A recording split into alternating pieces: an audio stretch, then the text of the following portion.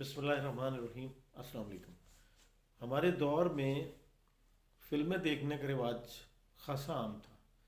हर तकरीबन 2 महीने 3 महीने के बाद नई फ़िल्में रिलीज़ होती थी और लोग सिनेमा हाउसेस में फ़िल्में देखने जाया करते थे। और ये उस दौर की एक बहुत बड़ी एंटरटेनमेंट थी। तकरीबन ये 73 के बाद की मैं बात बता रहा हूँ, जिस दौर में मैं ख़ुद भी स्टूडेंट लाइफ में शौकीन भी था और अमूमन दोस्तों के साथ फ़िल्में देखने जाया करता था।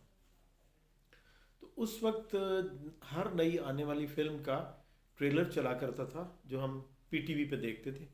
और जैसे आजकल प्रोमो कहते हैं, उस वक्त ट्रेलर चला करता था।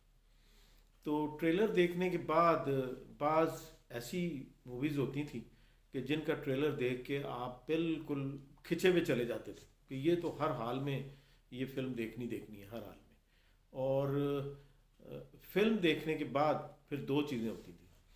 या तो आपकी तवक्कुआत के मुताबिक वो फिल्म पूरी उतरती थी और आप एंजॉय करते थे। जो 2.5-3 घंटे का टाइम था वो बड़ा अच्छा आपका गुजरता था, और बाहर निकल के फिर लोगों के तासुरात से भी पता चल जाता था कि फ़िल्म कैसी थी। और बसूरत दीगर, अगर आपको मायूसी होती या आपकी तवक्कुआत से बिल्कुल बरक्स वो फिल्म देखने में होती, तो फिर बाहर निकल के लोग एक वो नारा लगाया करते थे, जिसको आम तौर पे वो कहते थे डब्बा, कि फिल्म जड़ी है वो डब्बा है बिल्कुल।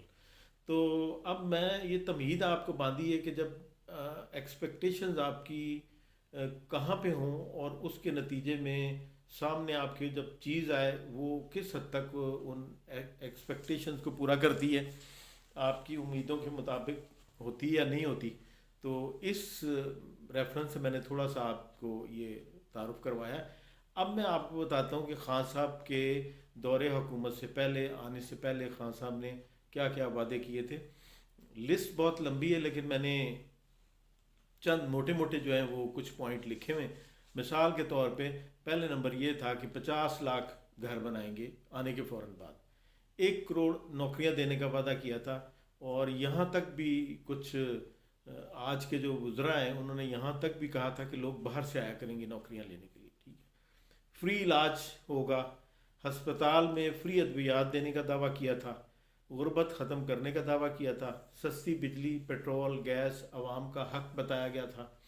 बल्कि इसमें तो खान साहब की वो बड़ी मशहूर एक क्लिप बार बार देखने को मिलता है, जिसमें बिजली महंगी होने पे खान साहब इतना ज़्यादा एहतजाज कर रहे थे कि बाकायदा मीडिया के सामने आके और बिजली का बिल जलाने का वादा, जलाने की कोशिश भी की थी, बल्कि जलाया था कि मैं ये अपने घर का बिजली का बिल जला रहा हूँ।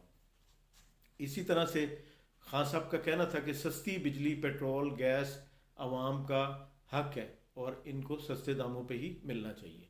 पुलिस में इस्लाहात का वादा किया था और क्रिमिनल जुडिशल सिस्टम में बेहतरी लानी थी।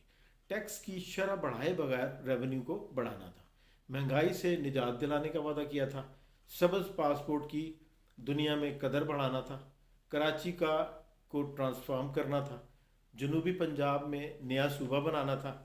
और तालीम में इस्लाहात और तालीम और निसाब तालीम सब के लिए आम एक जैसा सिस्टम करने का वादा किया था खान साहब ने। अदल के निज़ाम को बेहतर करना और दोहरे मेयार को ख़त्म करना। इसके अलावा खान साहब का ये भी बहुत बड़ा दावा था कि ये बहुत छोटी सी कैबिनेट के साथ काम करेंगे, जिसमें एक प्रोग्राम था हामिद मीर साहब के साथ। उसमें मेरा ख्याल है कि उन्होंने 19 या 20 टोटल बताए थे कि मेरी कैबिनेट में टोटल 20 आदमी या 19 आदमियों की कैबिनेट होगी। और तब्दीली कब आएगी ये भी दावा किया था कि पहले 90 दिन ही होते हैं जिसमें आम तौर पे हुकूमतें जो है वो कुछ करके दिखाती हैं। तो ये चीज़ें सारी रिकॉर्ड पे मौजूद हैं। और इसके अलावा कहना ये था कि प्रोटोकॉल के बगैर वज़रा भी मूवमेंट करेंगे और ख़ुद खान साहब भी कोई बहुत बड़ा प्रोटोकॉल नहीं लेंगे। इसके अलावा ये भी खान साहब का आम तौर पे कहना था कि वज़ीर आज़म हाउस जो है उसको किसी यूनिवर्सिटी में तब्दील कर दिया जाएगा और चारों सूबों में जो गवर्नर हाउस हैं उनकी दीवारों को तोड़ दिया जाएगा। और गवर्नर हाउस में भी कुछ इसी किस्म के, या कोई तालीमी अदारे के लिए तो उसको इस्तेमाल किया जाएगा, या किसी और मकसद के लिए। तो ये सारे वादे थे।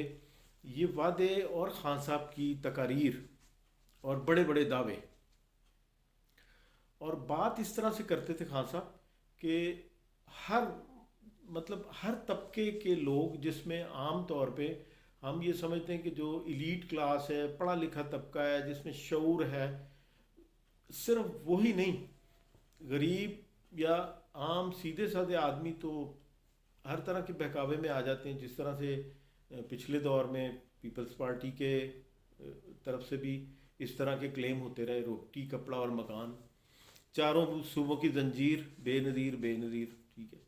और अभी आप देखें, देखो देखो कौन आया, शेर आया, शेर आया, और मियाँ दे नारे लगने ने, इस तरह की बातें।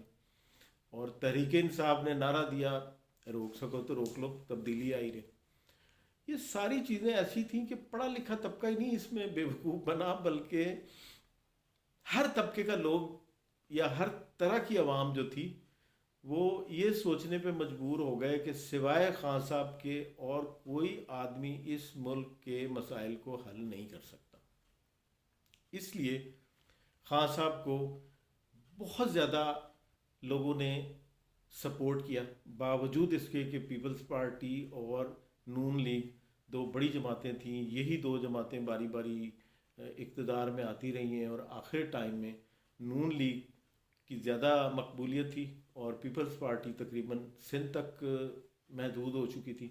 मगर उस सब चीज़ों के बावजूद ये पीटीआई की हुकूमत, या पीटीआई जो इनकी पार्टी थी खान साहब की, वो एक तीसरी बड़ी जमात के तौर पे उभर के सामने आई, और लोगों ने बेबहा वोट दिए इस तवक्कुआत के साथ कि डेफिनेटली खान साहब के आने से तब्दीली आएगी। खान साहब पढ़े लिखे आदमी हैं, मैच्योर आदमी हैं, आधे से ज़्यादा टाइम दुनिया के मुल्कों में गुजारा है, और इस तरह का ब्रॉटअप है, ऑक्सफोर्ड के पढ़े में, तो डेफिनेटली इनसे बेहतर और कोई लीडर पाकिस्तान के लिए शायद नहीं हो सकता।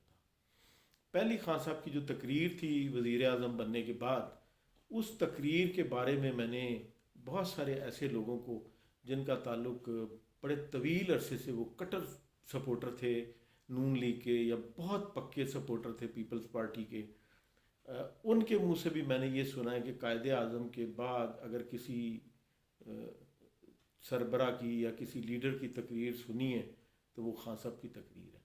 मगर बदकिस्मती से उसके बाद का हिस्सा जो शुरू हुआ, वो चूँकि अब वीडियो लंबी हो जाएगी, तो दूसरा हिस्सा जो है अब इसके बाद अगले पार्ट में इंशाल्लाह डिस्कस करेंगे कि फिर खान साहब क्यों डिलीवर नहीं कर पाए, क्यों गरीब आवाम में मायूसी और नाउमीदी फैली, और क्यों गरीब आवाम की कमर तोड़ महंगाई ने रही सही कसर निकाल दी। और इस वक्त सूरत हाल जो है वो सिर्फ गुरबत में पिसी हुई आवाम के लिए ही मुश्किलात नहीं है, बल्कि जो मिडिल क्लास है वो भी सही मानों में खासी अपसेट है। महंगाई की वजह से, लाकानूनियत की वजह से, किसी किस्म का कोई चेक एंड बैलेंस नहीं है। पुलिस बहुत बुरी हालत है, पुलिस की भी कोई रिफॉर्म्स नहीं हो सकी, और इसके अलावा बाकी तकरीबन करप्शन का तो हर अदारे में बहुत बुरा हाल है। मेरा पर्सनली तो कोई मेरे पास ऐसे प्रूफ नहीं है, लेकिन हर रोज़ ख़बरों में, अखबार में, लोगों से मिलने जुलने में कोई काम यही पता चलता है कि कोई काम भी बग़ैर रिश्वत दिए हुए नहीं होता, और पहले की निस्बत बहुत ज़्यादा रेट करप्शन के भी अब बढ़ चुके हैं।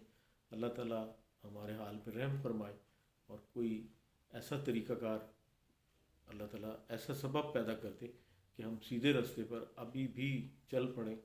2.5 साल खान साहब के पास हैं, अल्लाह करे कि कोई ऐसी सूरत हाल निकल जाए, हम सब इसके लिए दुआ करें।